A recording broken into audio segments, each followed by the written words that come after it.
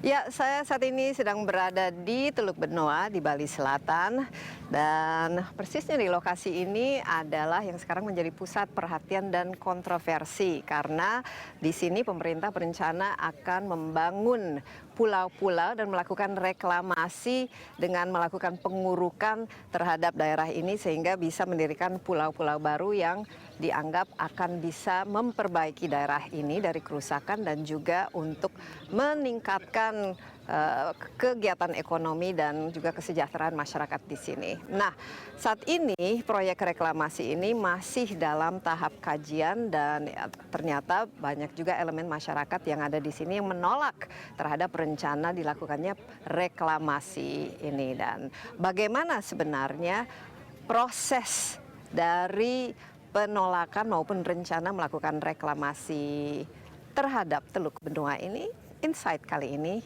akan menanyakannya dan melihatnya secara langsung.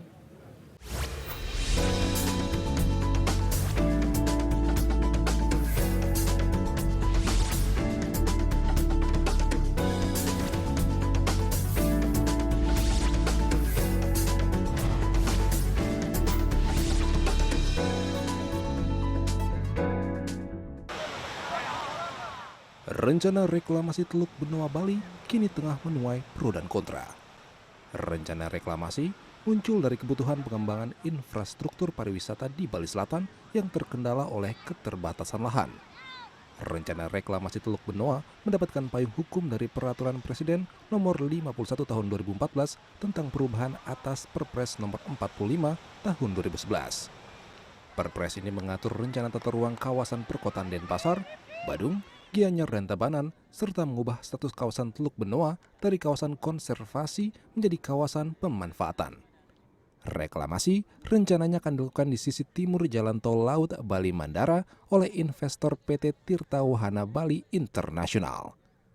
Luas wilayah proyek reklamasi Benoa mencapai 838 hektar.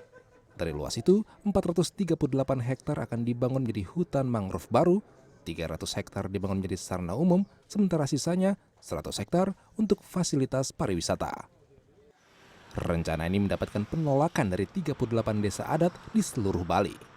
Reklamasi dikhawatirkan akan berdampak terhadap lingkungan, yaitu rusaknya ekosistem mangrove dan terumbu karang yang menopang kehidupan jutaan biota laut. Selain itu, kawasan Teluk Benoa merupakan muara 5 daerah aliran sungai atau DAS, yaitu DAS Badung, Mati, Tuban, Sama, dan Bualu. Berbagai aksi penolakan dilakukan oleh masyarakat adat, mulai dari demonstrasi, aksi long march, hingga mengajukan petisi kepada Presiden Joko Widodo. Penolakan juga muncul dari musyawarah pendeta Hindu di Denpasar yang menilai kawasan Teluk Benoa adalah kawasan yang disucikan. Kelanjutan rencana reklamasi ini kini dalam tahap menunggu hasil kajian analisis mengenai dampak lingkungan (AMDAL) yang mencakup aspek lingkungan hidup, sosial, dan budaya. Grafiardi Kresnantyo, CNN, Indonesia. Kali ini ada Gendo ya dari Walhi, Dewan Nasional Walhi, dan juga koordinator untuk FO Bali menolak reklamasi ya, dan juga ada teman kita Jering dari Superman is Dead dengan tatonya yang luar biasa bagusnya. Mungkin kita mulai dari Anda Gendo karena selama ini sangat giat sekali, gigih sekali memperjuangkan penolakan terhadap reklamasi ini. Mungkin bisa ceritakan sedikit di mana persis kita dan sejauh mana kira-kira kalau kita lihat di belakang ini areal yang sekarang dijadikan kontroversi karena proyek. Ya, kalau dilihat dari master plan-nya, kita ini persis berada di Pulau Pudut ya. Jadi kita ada di sini. Sini ya. Ya, kita tepat di sini. Ini Pulau Pudut di sebelah. Di belakang kita jalan tol.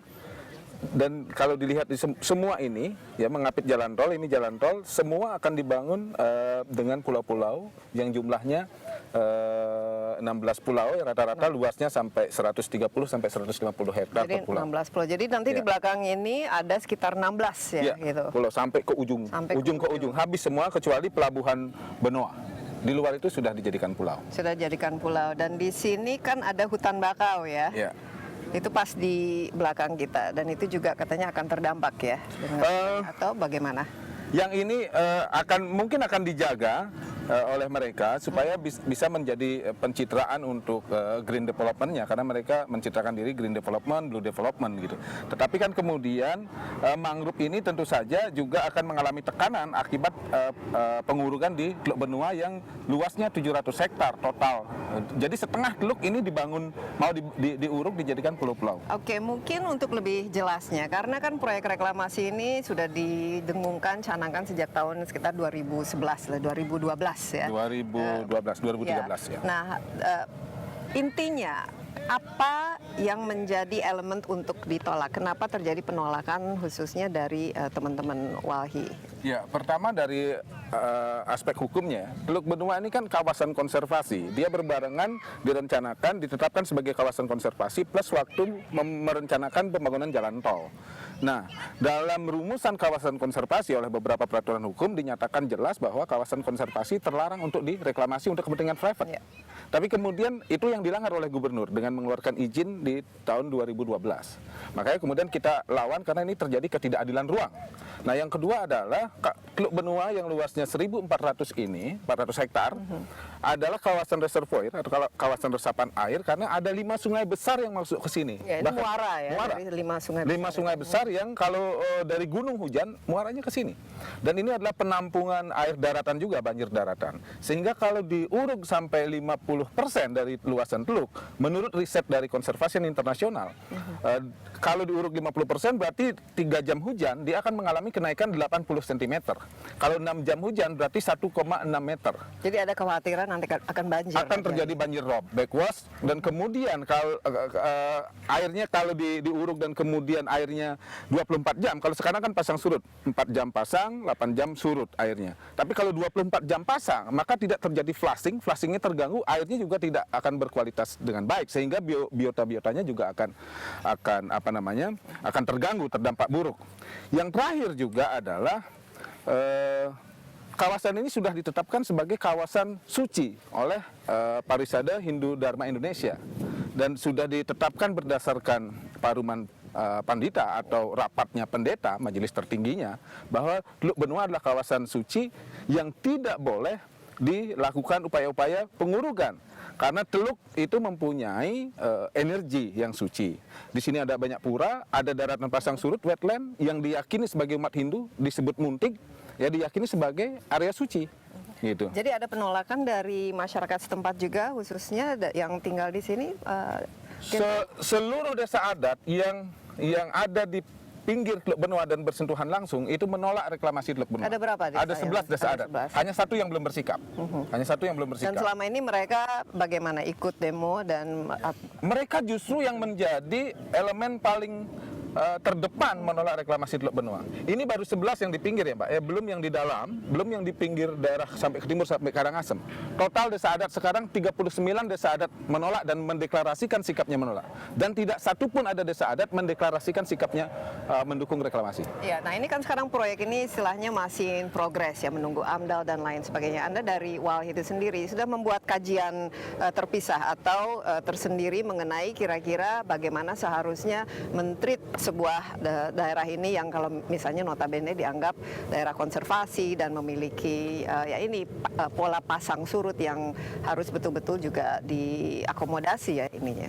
Ya, beberapa ahli-ahli kami membuat riset, baik dari yang tadi konservasi internasional terdiri dari ahli-ahli kelautan, mereka membuat riset, kemudian ahli sosial budaya juga membuat bagaimana kawasan ini sebagai kawasan suci, kemudian ahli ekonomi, ahli kebencanaan, itu semua membuat kajian dan sudah diuji materikan pada waktu uji AMDAL. Dan rata-rata pendapat mereka tidak bisa dibantah oleh investor atau pemerkarsa AMDAL. Sebetulnya yang paling terakhir juga adalah penolakan desa adat dari 39 desa adat dan 11 desa adat yang bersentuhan langsung terdampak langsung itu juga sangat kuat sebetulnya untuk menyatakan bahwa Teluk Benua tidak layak direklamasi. Nah, selama ini bagaimana Anda melihat penggunaan atau pemanfaatan dari Teluk Benua ini khusus bagi masyarakat setempat? Ini kalau kita lihat mungkin lebih mereka nelayan kan yang tinggal di sini. Bagaimana? Karena ini ya memang sepertinya banyak sedimentasi ya di sini ya. Pertama soal sedimentasi, ahli-ahli kami menyatakan bahwa di sini tidak benar ada sedimentasi yang masif sebagaimana diklaim oleh pemerintah. Yang ada adalah daratan pasang surut atau disebut bahasa Balinya munting atau dari wetland. dulu, Dari dulu. Bahkan munting-munting ini atau wetlandnya punya nama, Mbak. Daerah-daerah yang terlihat sekarang daratan itu punya nama secara tradisional. Setiap daratan itu punya nama dia. Makanya itu tidak bisa dikatakan sebagai Jadi sedimentasi. menurut ya dari kajian yang dilakukan dari dulu memang daerah ini daerah yang ini penuh dengan sedimentasi dan dangkal lah istilahnya gitu. Ya lebih karena pertemuan 5 sungai besar dan proses flushing dari laut itu membentuk daratan atau wetland. Jadi secara alami bukan karena ulah atau aktivitas kegiatan manusia dan lain sebagainya. Ada mungkin beberapa titik, tapi itu kan tidak masif seperti yang disampaikan oleh investor 600 hektar tersedimentasi.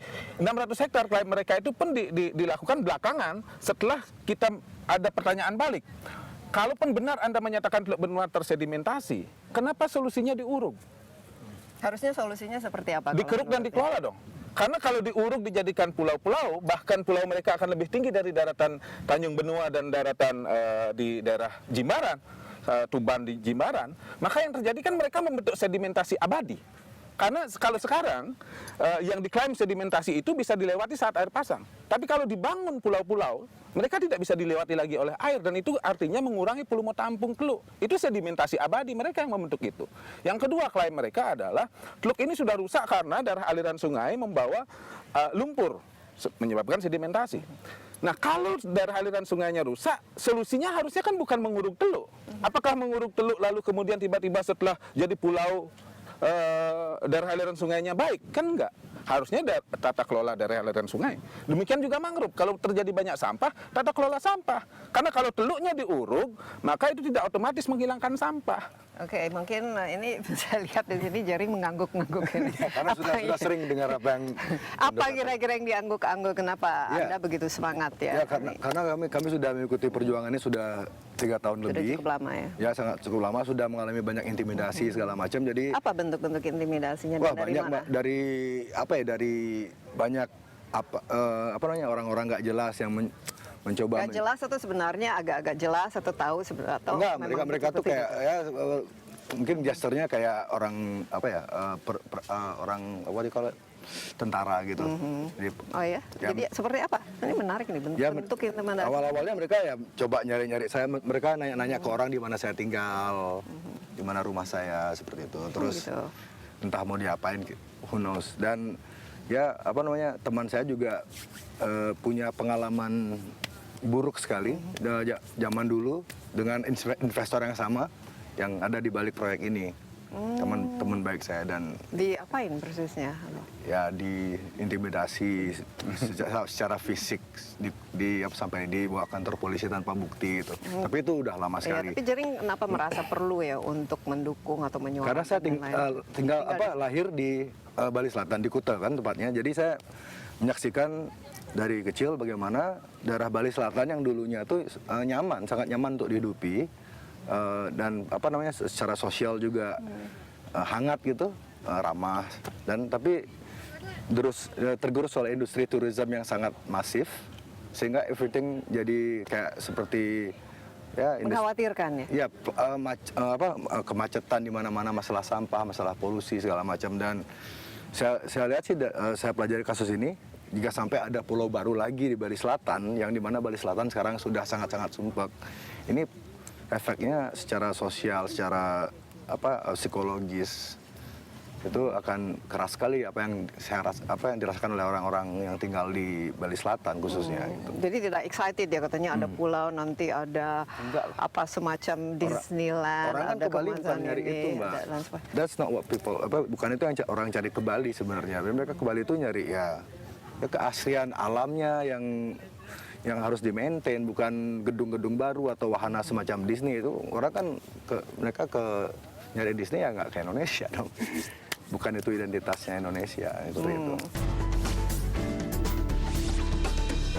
Gini, ke depan ini soal ekoturism ini kan menjadi daya tarik sebetulnya. Bali ini hidup dari pariwisata. Yang harus dikembangkan kan pariwisata budaya satu. Yang kedua adalah ekoturism gitu ya, yang berdekatan dengan alam. Tapi bukan yang greennya abal-abal atau blue developmentnya abal-abal Ya, gitu. oke, sekarang alternatifnya yang Alternatifnya adalah Teluk Benua dikelola dengan prinsip-prinsip konservasi, ya.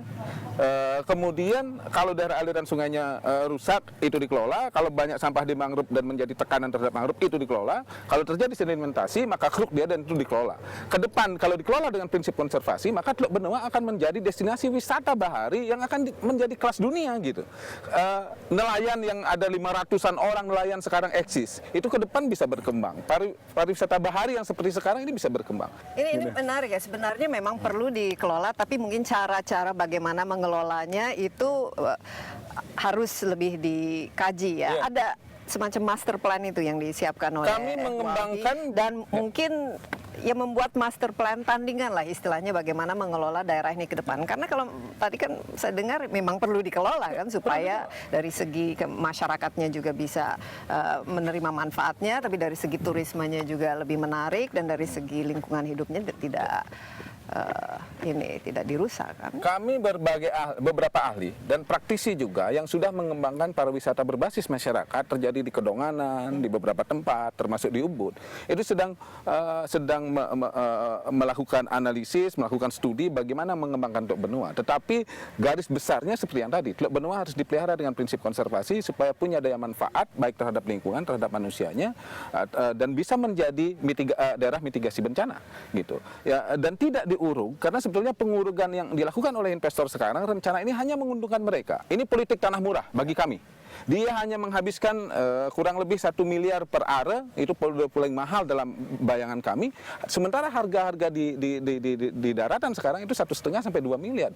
Keuntungan sudah luar biasa. Dari apa yang dilansir oleh beberapa teman-teman termasuk anggota DPD, dengan mereklamasi 700 hektar, mereka bisa mendapatkan keuntungan bersih 90 triliun rupiah. Modalnya 30 triliun, mendapatkan keuntungan bersih 90 triliun.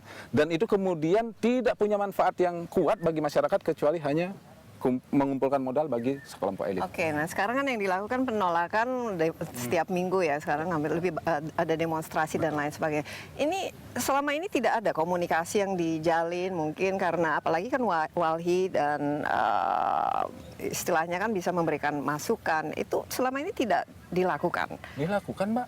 Dilakukan. Apa Bahkan ininya? mulai kami bahkan bahasanya menantang debat publik oleh Bapak Gubernur di gedung beliau di Wisma Sabah Gubernuran dalam situasi yang terintimidasi, banyak orang-orang berbadan kekar-kekar mengintimidasi kami. Kami datang, kami berdebat dengan elegan. Lalu di berbagai diskusi-diskusi kami berusaha datang. Sepanjang itu resmi dari undangan pemerintah. Kalau yang di luar pemerintah kami tidak mau hadiri memang. Kelihatannya semangat ini kalian udah frustasi, udah kesel ya dengan. Sakit hati.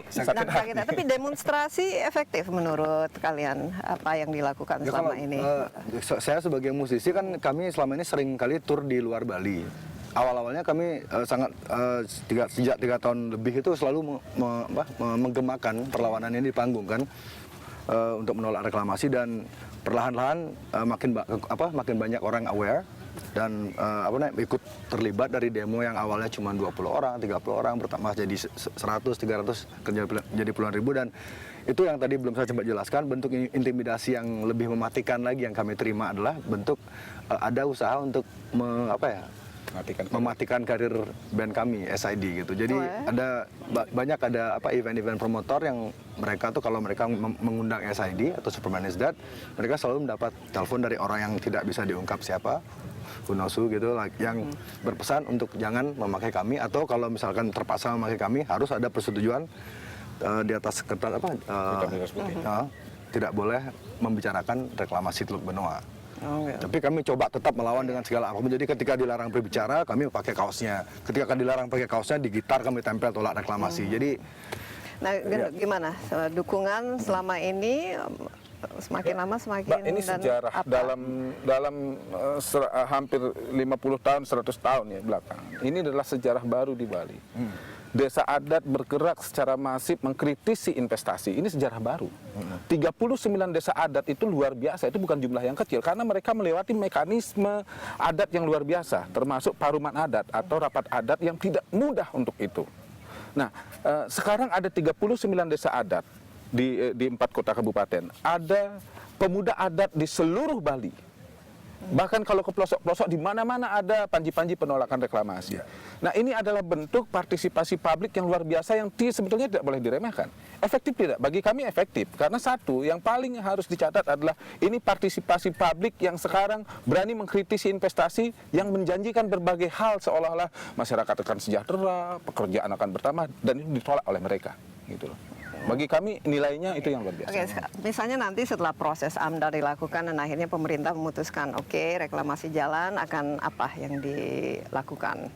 Kalau pimpinan kami, para ketua adat atau bendesa adat, itu menyatakan jelas bahwa penolakan reklamasi Teluk Benoa adalah harga mati. Dan maksudnya harga mati itu apa? Kami tidak pernah merelakan sejengkal pun Teluk Benoa ini direklamasi untuk kepentingan private, kecuali dia untuk kepentingan rehabilitasi. Dan untuk pemeliharaan Teluk Benoa secara konservasi. Kalau di luar itu, mereka bersepakat untuk melakukan puputan. Bahwa puputan secara esensi adalah berjuang habis-habisan.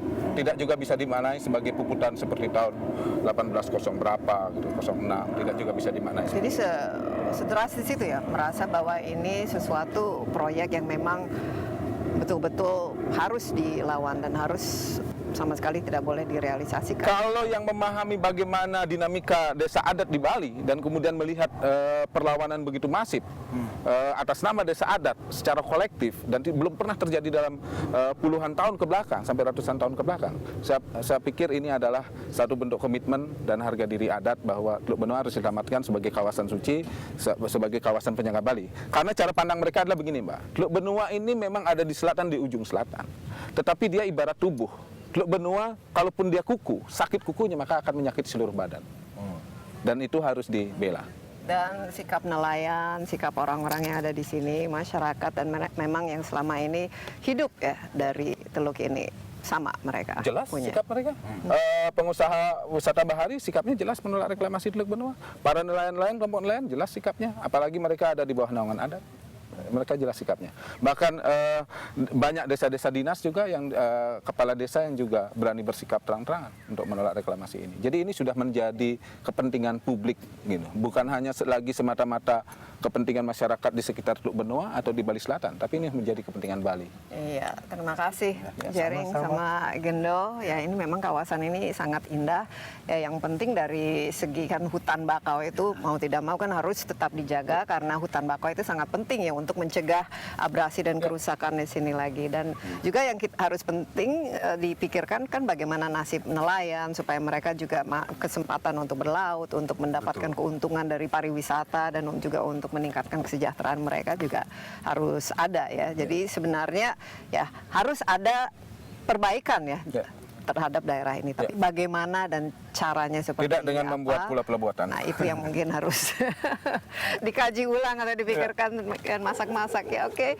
Iya, kita sudah mendengarkan suara penolakan dari teman-teman kita dari Walhi dan juga dari Jering ya. Anggota Superman is Dead dan katanya banyak juga artis-artis yang menolak ya. Nah, ya kita sekarang mungkin perlu tanyakan langsung dari pemerintah provinsi bagaimana sikap mereka, apa alasannya dan juga apa kira-kira yang menjadi dasar mereka untuk melakukan reklamasi. Nah, setelah informasi berikut tetaplah bersama Insight.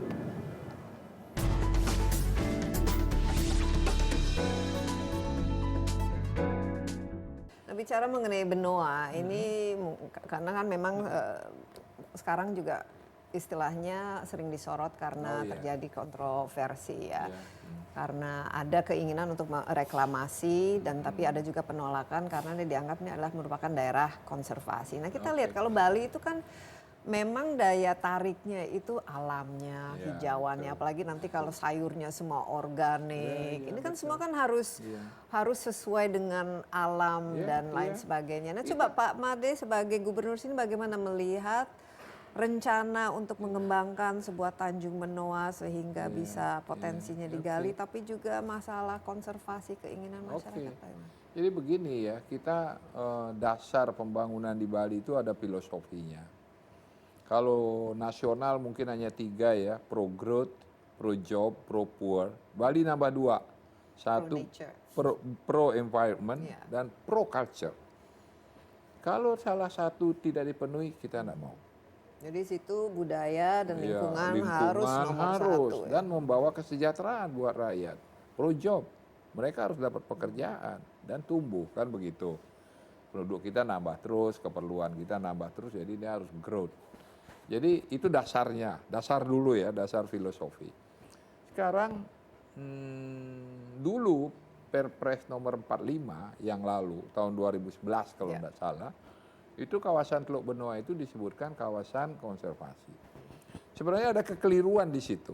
Apa keliruannya? Jadi karena waktu itu ingin membuatkan dasar, kita kan mau buat jalan itu, jalan tol Bali Mandara itu. Tadinya sebenarnya tidak di situ, itu tadinya mau bikin jembatan dari Pulau Serangan ke Tanjung Benoa. Buat jembatan supaya bisa cepat, gampang. tapi kemudian ada masalah, kajiannya tidak lengkap. Kalau ketinggian mengganggu penerbangan, kalau kerendahan mengganggu pelayaran, gitu loh. Akhirnya batal. Nah, tapi kita perlu jalan itu. Akhirnya direncanakan buatlah jalan itu. Keluarlah Perpres 45 sebagai payung hukumnya. Di situ di Perpres 45 itu dinyatakan seluruh Teluk Benoa itu Kawasan konservasi. kawasan konservasi. Padahal ini kita mau bikin jalan di situ. Dan di situ sudah ada pelabuhan Pelindo. Gimana? Akhirnya direvisi dengan Perpres 51 tahun 2014. Kawasan itu yang pinggirnya, yang mangrove-nya itu tetap kawasan konservasi. Tapi yang lautnya karena sudah banyak terjadi, itu salah satu pertimbangannya, maka boleh dimanfaatkan. Kedua, perkembangan existing condition dari tempat itu. Dan Perpres 51 mengatakan kawasan itu adalah kawasan strategis nasional. Jadi kewenangannya bukan lagi di provinsi, tetapi di pemerintah pusat. Diambil alih pemerintah pusat. Oke? Kan dilihat apa yang terjadi di dalam itu sekarang ini. Satu, sudah ada bangunan Pelindo, sudah ada jalan. Di bawahnya itu penuh dengan pipa-pipa gas di bawah itu. Nah, kondisi existingnya terjadi sedimentasi yang luar biasa. Setiap tahun naik sekitar 30 cm permukaan bawah itu karena banyak sungai bermuara di situ. Semua bawa sampah dan lumpur. Makin hari makin naik. Sekarang cetek sekali. Cuma segini kira-kira. Jadi kalau surut ya jelek sekali. Kelihatan lumpurnya penuh dengan sampah. Dan tidak ada tanaman di situ. Tidak bisa tumbuh. Mangrove pun tidak. Rusak ya? Rusak. Biota laut juga udah nggak ada. Zaman dulu mungkin. Sekarang coba cari ikan di situ. Hampir tidak ada. Paling kecil-kecil. Tidak ada. Itulah yang terjadi. Sehingga Teluk Benoa itu hanya bisa dimanfaatkan cuma sekitar 4 jam sehari. Pada saat ada air itu. Udah kering, nggak bisa lagi. Nah itulah yang terjadi. Tentu saja ini melalui penelitian-penelitian. Penelitian-penelitian akhirnya dikeluarkanlah Perpres 51 itu. Bahwa tempat ini harus diperbaiki. Nah, definisi perbaiki itu kan ini yang membuat harus diperbaiki, caranya bagaimana? Kan begitu. Iya, berbeda pandang. Pemerintah pusat harus ngeluarin duit untuk itu. Nggak gampang. Dan duitnya hilang. Artinya memang tidak akan ada return. Kecuali itu tempat menjadi bagus. Kan begitu, misalnya pemerintah pusat kasih duit untuk ngeruk. Kerukannya tetap aja harus juga ditumpuk. Di mana tumpuknya? Kan begitu. Oleh karena itu ada pengembang rupanya yang ingin memanfaatkan ini tentu saja dengan mengeluarkan uang, tapi mereka juga harus dapat benefit. Tapi tempat itu akan dibuat menjadi kawasan 700 atau 800 hektar itu dari 3.100 hektar Teluk Benoa itu untuk dijadikan pulau-pulau. Ada 12 pulau rencananya ini. 12 pulau. Jarak antar pulau minimal 100 meter, airnya harus dikeruk sampai 4-5 meter. Pada saat surut, dia harus ada 4-5 meter di bawah. Itulah alur-alur laut yang dulunya ada, dikembalikan lagi. Sehingga aktivitas di antara pulau-pulau itu 24 hours bisa. Ya, nah ini mungkin yang menjadi Nah, kekhawatiran ini. Nah, kemudian pulau-pulau itu rencana ini ya dari yang dipaparkan kepada kita dan juga kepada pusat, ada 12 pulau, satu pulau akan menjadi botanical garden, the whole island, yang paling lengkap. Satu pulau akan menjadi akuarium raksasa untuk biota laut, mungkin dari seluruh dunia. Ini atraksi luar biasa. Satu pulau akan menjadi kayak Disneyland, playground. Satu pulau akan menjadi kawasan suci yang dulu di situ ada tempat sembahyang. Pulau Pudut namanya. Pulau Pudut itu dulu luasnya sekitar 10 hektar. Sekarang hanya tinggal 1 hektar. Udah habis dia. Terkikis oleh yang lain-lain. Dan pulau-pulau lain. Nah, itu pun nanti akan jadi marina. Sehingga yacht itu bisa berlabuh di situ. Mungkin di atas kertas kan kedengarannya kan semua bagus-bagus. Tapi Pak, Persoalannya kan bagaimana kita kontrolnya. apalagi nanti mendatangkan begitu banyak Iya. orang, pembangunan dan lain sebagainya. Nah, Iya, Pak Made sendiri secara pribadi melihat ini. Mau tidak mau, kalau kita mau growth, mau tidak mau itu. Ini kan sekarang tadi kontroversi, paradoks tadi ya. Kalau kita tidak mau ada orang datang, ya memang harus stop investasi Bali. Selesai segini saja. That's okay. Bagi saya itu pun terjadi tidak apa-apa. Tapi manusia Bali kan bertambah terus jumlahnya. Setiap tahun ada 25.000 S1 yang tamat di Bali ini. Dari 53 perguruan tinggi. Setiap tahun. Mau kerja di mana orang? Tapi Pak Made sendiri melihat karena ini kan akhirnya kan nggak tahu mau kemana nih arahnya sekarang. Kira-kira arahnya sekarang kemana? Jadi atau tidak direklamasi dan kita pada titik mana sekarang? Sebenarnya kita udah Karena capek saya tadi nih. lihat spanduk begitu banyak tolak kita reklamasi udah capek juga. Tanjung. Saya juga sudah capek, ya kan. Sekarang tergantung pemerintah pusat. Pemerintah pusat. Tinggal putuskan saja, oke atau tidak. Pengembang itu baru hanya mengantongi izin lokasi. Sekarang mau membuat izin pelaksanaan. Kalau izin pelaksanaan harus ada AMDAL. AMDALnya ada di Kementerian Kehutanan dan Lingkungan Hidup. Sedang dikaji di sana. Ini masih belum tuntas ini Belum. kajiannya. Kalau itu selesai dan katanya oke, maka Menteri Kelautan akan mengeluarkan izin pelaksanaan.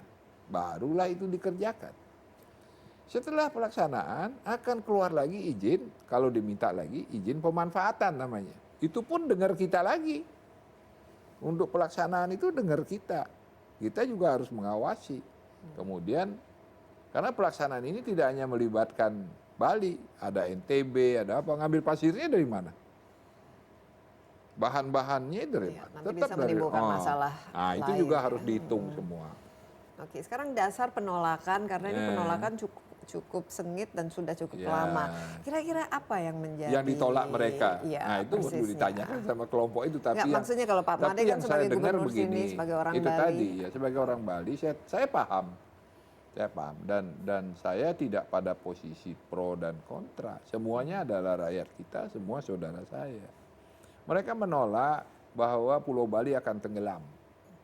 Makanya baliho-balihonya begini, melawan atau tenggelam. Mereka khawatir Bali ini akan tenggelam kalau direklamasi. Saya nggak tahu juga hitung-hitungannya bagaimana. Dia pikir Bali itu seperti dalam air yang di baskom. Kira-kira begitu. Sederhana sekali memang. Bali akan tenggelam. Itu pertama.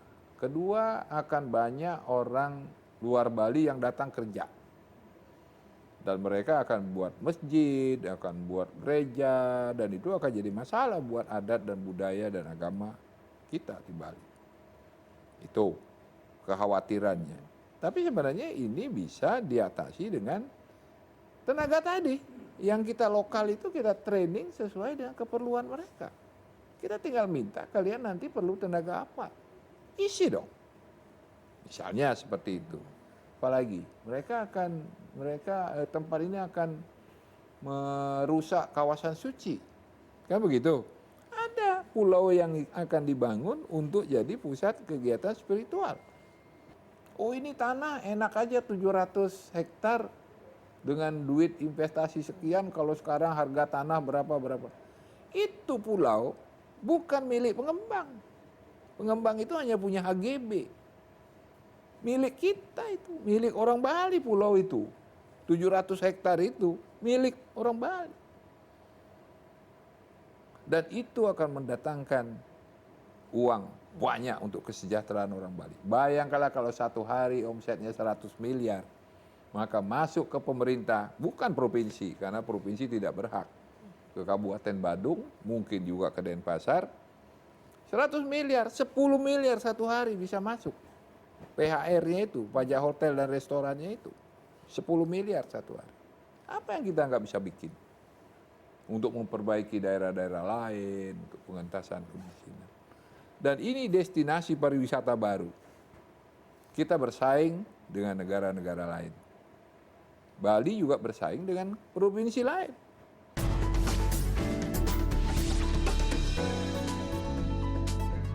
Jelaskan bagaimana dari sisi lingkungan hidup kajiannya, dan apakah itu kan di sana banyak mangrove, ada kehidupan habitat dan lain sebagainya, Pak Gede. Ya. Jadi begini, karena kawasan Benoa ini, jadi berdasarkan MP3I itu adalah merupakan kawasan strategis nasional, dan kemudian kalau kita lihat di dalam pemampatannya itu harus juga seizin nasional. Jadi segala sesuatu yang masuk ke Benoa ini harus dilakukan studi, apakah itu bisa dilakukan atau tidak. Nah, kami dari segi lingkungan hidup itu kami melihat dari segi AMDAL. Nah, AMDAL ini adalah merupakan studi, kajian yang mendalam terhadap dampak dari suatu kegiatan, dari komponen kegiatan yang ditekan. Nah, oleh karena itu, bahwa saat ini dalam kaitan pemawatan Tanjung Benoa itu harus mengikuti kajian-kajian yang telah dituangkan di dalam AMDAL itu. Nah, sudah ada hasil AMDAL itu khusus untuk yang Tanjung Benoa ini, Ya. dan sejauh mana lah? Jadi saat ini di Tanjung Benoa itu sedang melakukan kajian AMDAL yang penilaiannya dilakukan oleh pusat. Jadi Kementerian Lingkungan Hidup dan Kehutanan. Nah, saat ini sedang dilakukan kajian ANDAL, jadi analisis dampak lingkungan, dan RKL RPL, dan kemudian masih dievaluasi. Karena di sana ada 5 komponen dasar. Yang pertama itu adalah komponen fisika, kimia, biologi, kesehatan, dan sosial budaya. Yang masih menjadi permasalahan itu, yang masih menjadi kajian, itu di sosial budaya.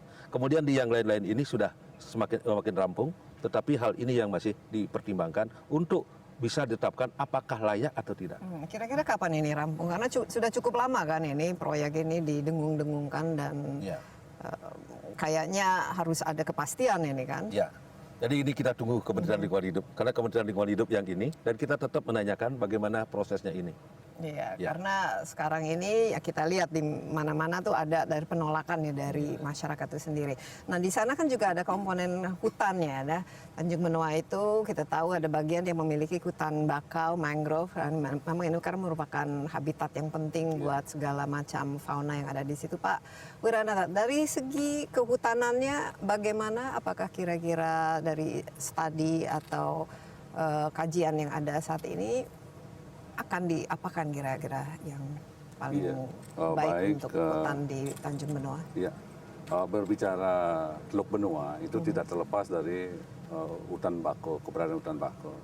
Hutan bakau di Teluk Benoa itu termasuk kawasan Tahurang Ngurah Rai yang luasnya kurang lebih 1.373 hektar. Nah, dalam optimalisasi fungsi Tahurang Ngurah Rai memang banyak menghadapi kendala, antara lain adanya tekanan dari masyarakat, pensertifikatan tanah, perambahan, dan pelumpuran. Karena kita ketahui Teluk Benoa yang melalui Tahurang Ngurah Rai ada 3 sungai besar dan totalnya 9 sungai yang bermuara di sana, sehingga semua residu bahan-bahan yang buangan berpengaruh terhadap tanaman bakau itu sendiri. Jadi saat ini kondisinya memang sudah rusak? Ya, agak mengalami tekanan. Kalau kita biarkan, cepat atau lambat bakau akan bisa mati. Nah, oleh karena itu, di sisi bakau sendiri memang perlu perbaikan alur. Nah, oleh karena itu kan perlu aerasi yang ini, aliran. Nah, ini terganggu. Nah, oleh karena itu, di sisi kehutanan sendiri itu perlu perbaikan, revitalisasi kawasan Teluk Benua itu. Saya rasa dari segi kehutanannya itu sehingga mendukung adanya program untuk revitalisasi. Iya. Tapi bentuk revitalisasi itu kira-kira secara teknisnya apa? Ini kan tadi Pak Wira mengatakan ini beberapa sungai ya bermuara Iya. di Teluk Benua itu sehingga terjadi, dan juga kegiatan manusia kan yang merusak ya.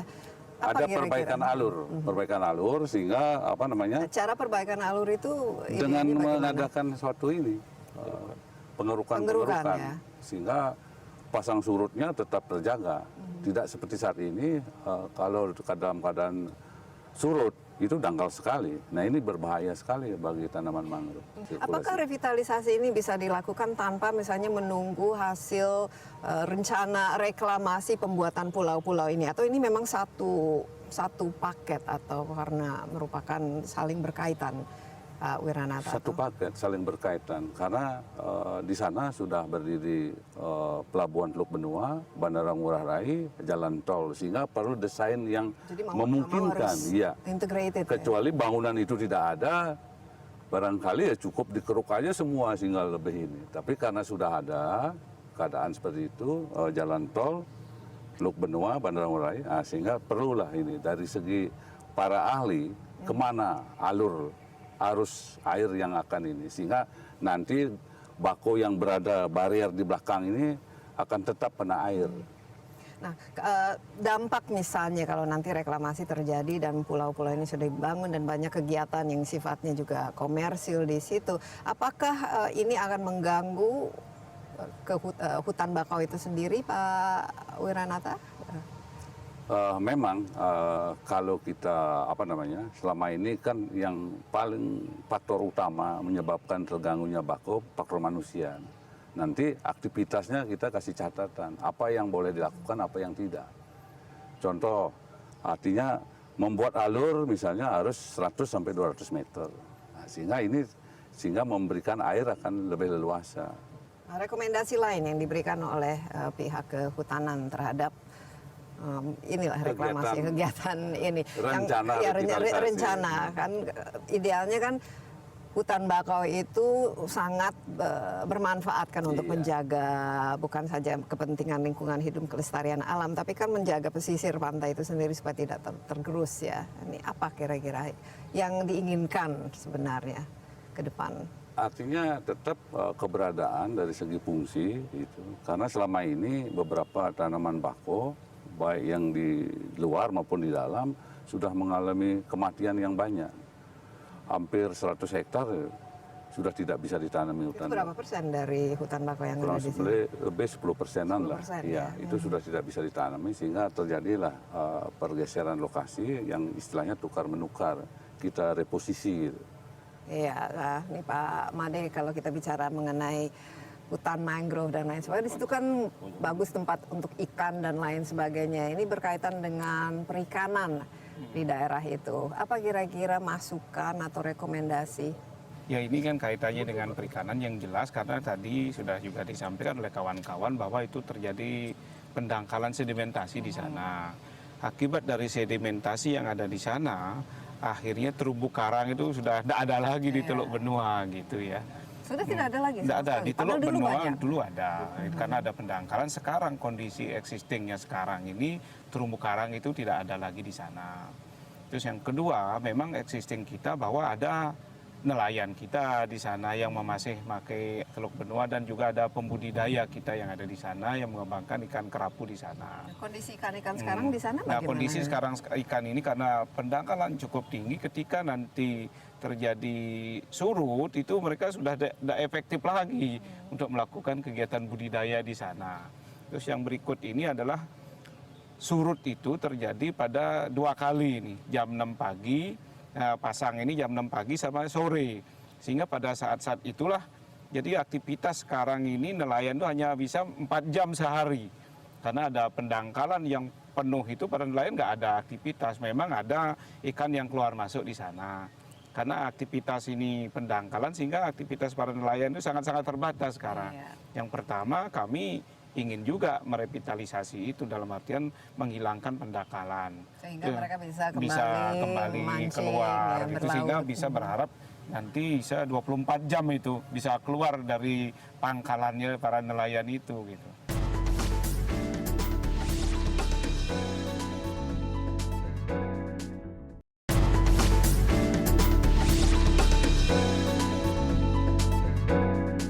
Intinya harus ada ya pengerukan, harus ada pendalaman iya, dan juga pendalaman supaya terumbu karangnya tumbuh, Iya. jumlah ikannya lebih banyak. Apalagi kira-kira yang Nah, ke depan ini kalau ini terjadi kegiatan ini berjalan, tentu kami para nelayan ini kan mereka tidak boleh terhenti karena ini mata pencahariannya mereka. Tentu ini menjadi catatan kita juga titipkan, kita sampaikan jangan sampai mereka kehilangan mata pencaharian. Nah, ini ada kekhawatiran dari mereka saat Ya ini. artinya kan dalam proses pelaksanaan nanti pasti akan terganggu. Minimal di mana mereka bisa tertampung, aktivitas apa yang harus diberikan kepada para nelayan ini, minimal kan mereka punya keluarga ini ya.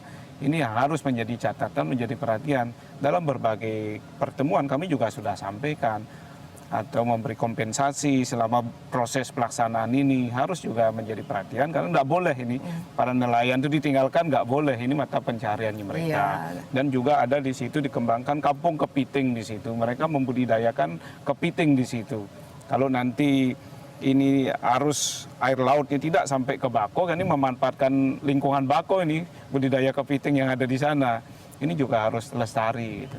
Jadi ini sudah masuk dan diharapkan dijadikan pertimbangan ya Iya, jadinya menjadi atau. pertimbangan Tapi di misalnya dalam. taruhlah proyek ini tidak jadi karena berbagai macam pertimbangan, tapi mau tidak mau harus ada perbaikan Harus juga ada kan perbaikan. terhadap daerah itu kan. Karena untuk meningkatkan aktivitas nelayan 24 jam itu kan harus ada perbaikan lah. Kalau nanti tidak diperbaiki ya aktivitas nelayan cukup 4 jam saja.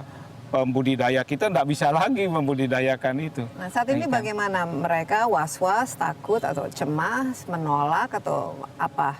Mereka sih para nelayan yang ada di sekitar itu menyampaikan kepada kita menyerahkan kepada pemerintah, intinya seperti itu, bahwa kalau itu yang dipandang baik oleh pemerintah dan untuk pembangunan itu tidak masalah, yang penting mereka dalam kehidupannya mereka bisa melakukan aktivitasnya, itu yang menjadi. Dan kalau bisa justru lebih sejahtera lagi. Nah diharapkan nanti di samping mereka berprofesi sebagai nelayan, sebagai pemandu wisata, menyediakan jasa kanu, perahu yang mereka akan siapkan di situ, itu yang mereka berharap, karena ada juga kelompok-kelompok masyarakat pengawas yang ada di sana, kita ada pengawas juga di sana, itu sudah mengembangkan aktivitas itu sebagai pemandu, menyewakan perahu. Mereka sekarang kan pas pada saat pasang saja bisa.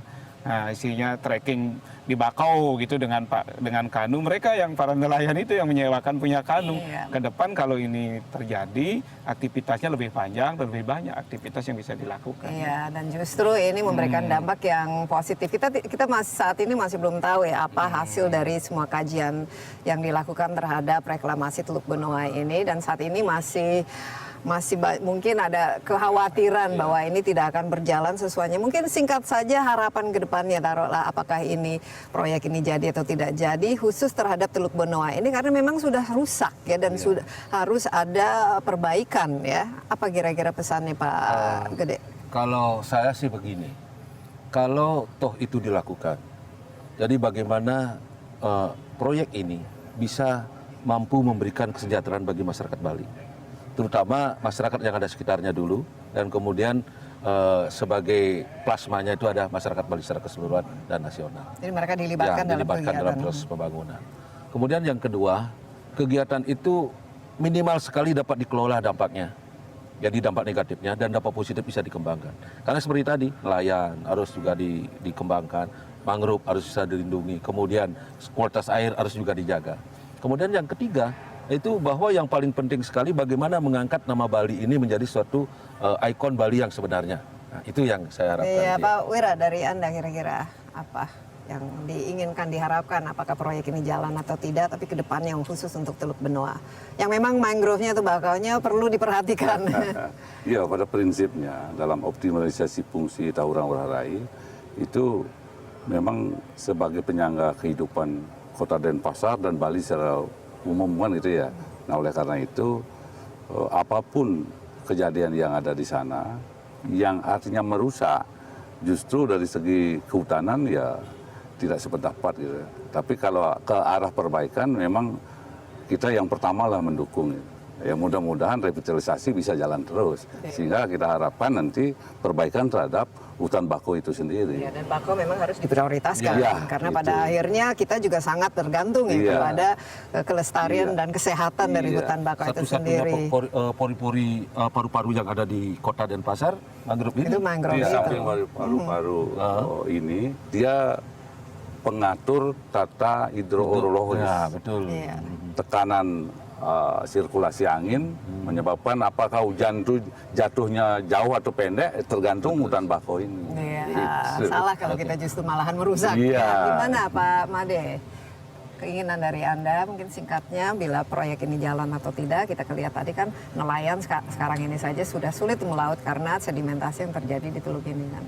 Ya, kalau ini proyek ini bisa berjalan, kita berharap satu, para nelayan itu dapat meningkatkan nanti aktivitasnya. Di samping sebagai nelayan, mereka akan terlibat mengembangkan kegiatan yang lain pariwisata dalam bentuk penyewaan kanu untuk pariwisata. Terus kedua, para pembudidaya kita yang ada di sana itu berkembang, budidaya kepiting kita berkembang dengan harus keluar masuk air laut yang masuk bakau karena habitatnya kepiting ini di bakau gitu, kita juga akan harapkan itu berkembang. Dan juga para keramba-keramba kita dengan adanya kedalaman seperti ini juga ada alokasi tempat untuk mereka melakukan kegiatan budidaya.